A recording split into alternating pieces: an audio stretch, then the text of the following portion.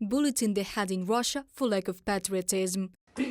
You are a traitor. You know how many people like these are now in Ukraine. Get a bullet right here in the temple and go to Ukraine or wherever you want. What does Ukraine have to do with it? You are a traitor. You all had to prove yourselves. Stand in rank. All the boys, it was always like that. You don't know what day this contest is about, then you are a bastard. In this video, the teacher of the Sylvan school, named after Vasily Kamensky, Alexander Fedorin. She is scolding an 8th grader for lack of patriotism, but the student was just late for the performance timed to the Defender of the Fatherland Day.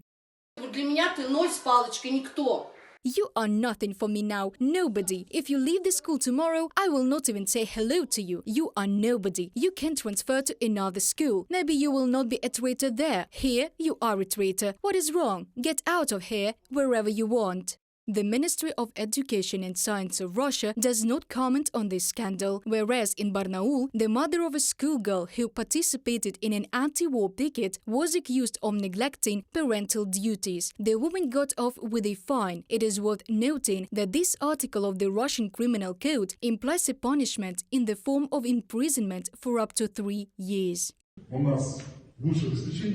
We have better equipment. Go to us.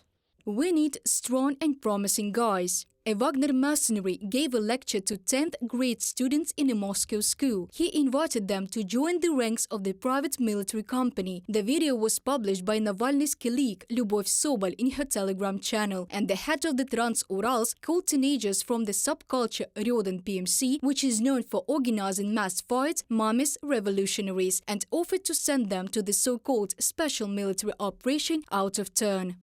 Those who proclaimed themselves the leaders of the newly minted PMC should be sent to participate in the special military operation out of turn. We need to let the guys really show their leadership qualities under appropriate conditions.